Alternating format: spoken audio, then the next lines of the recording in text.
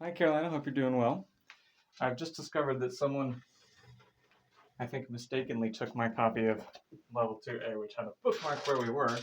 So I apologize if I'm not in exactly the right spot.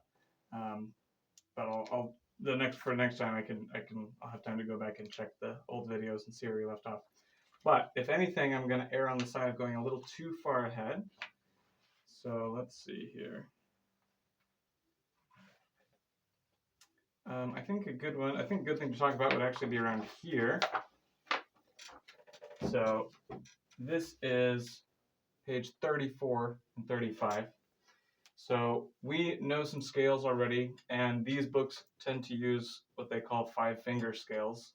It's basically just a simplified version of a full scale. It's just the first 5 notes. And the ones that we've been utilizing so far have been the C five-finger scale and the G five-finger scale. And now these pages introduce us to the D five-finger scale, and they introduce us to the formula to find any five-finger scale. So if we go through this secret scale formula, as it's called here, let's see, you already know C and G five-finger scales. They use the whole and half step pattern, whole step, half step, whole step. So what you want to do is you can pick any note actually, but let's do it with C. So what you want to do is we're going to do the C five-finger scale, and we're going to call C the tonic, meaning the first note of the scale. That's just the name we use for that, tonic. Which, by the way, I certainly recommend having, I think I mentioned it, but I certainly recommend having the theory book as well, so you know what all these terms mean, and it helps you learn the music more effectively, more quickly,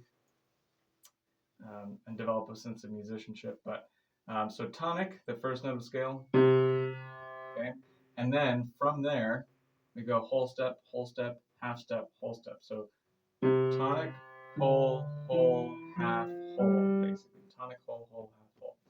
And you basically want to memorize that. Now, to be clear, by whole step, they mean like, well, first of all, by half step, they mean a move to the very next key, regardless of the color of the key. So like C to C sharp, for example. Right.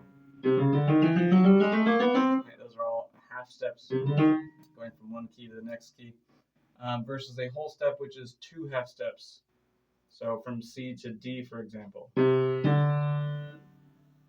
So again, we go tonic, whole step, and then here, the very important half step. If you don't have that, half step, it sounds weird. I mean, it sounds cool, but it's not the kind of major scale sound that we're looking for. So tonic, whole, half, whole. Okay.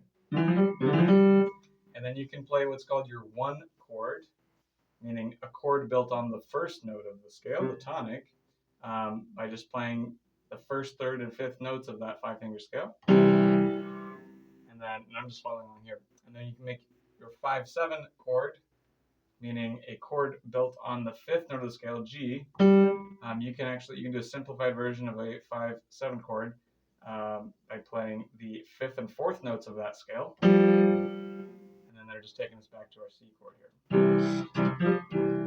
So what we're going to do then is we're going to apply that pattern to this new scale, the D five-finger scale. So let's see here. Moving to the D scale. To find the D five-finger scale, play and say the whole, half, whole pattern.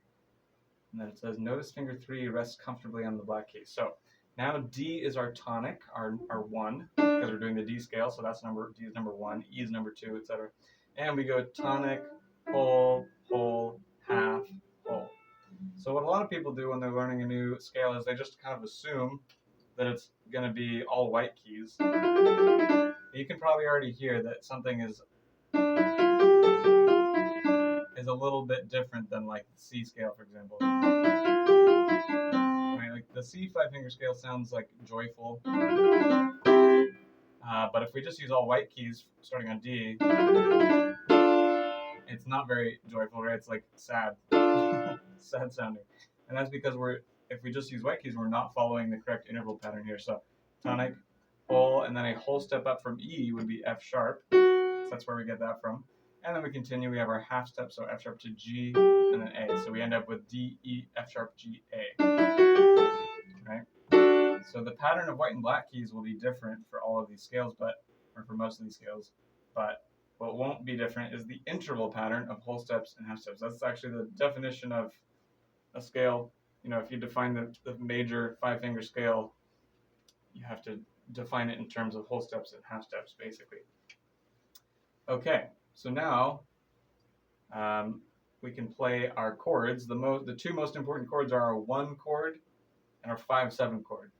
And those take the same shapes as they did in the C scale. Our 1 chord is now a D chord, and our 5/7 chord is now A and G, which is a simplified version of the chord A7. And then we're back to our 1 chord. So 1, 5/7, 1, like that. So what you want to be able to do is comfortably go, starting on D, go tonic, whole, whole, half, whole, 1, 5/7, 1. You don't have to go quite that fast, and then we're going to do the same thing with the left hand, right? We want to be able to go starting on D, tonic, whole, whole, half, whole, and 1, 5/7, and 1 right there. Okay. Let's see here. Okay, we're doing all right on time, so let's go over the next page, 35. This is called Cheers for D chords, and it's just preparing you to quickly identify and play D major chords, which, as you can see, has that F sharp in there, as we learned about, right? Because it's part of the 5-finger scale.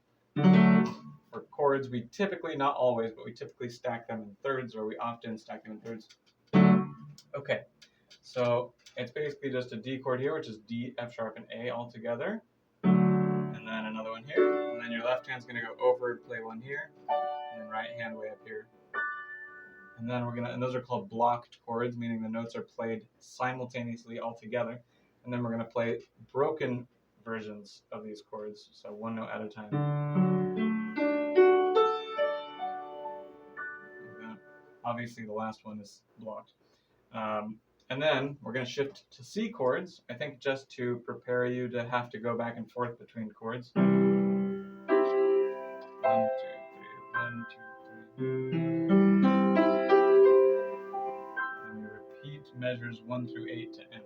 So what I'm going to do is I'm just going to play through the whole thing, including the repeat of measures 1 through 8, so you can see how this all comes together. So here we go. 1, 2, 3. 1, 2, 3. 1, 2, 3. 1,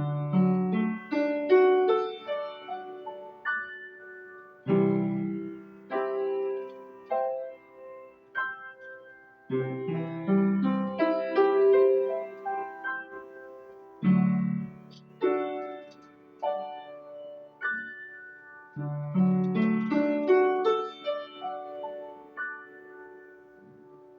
And that's the whole little song right there. So, let me see actually. What came before that? Okay, yeah, that's fine. So, moving on then, predictably, we have some songs that use the D 5-finger scale. Starting with This Old Man, we have like a right-hand version and a left-hand version.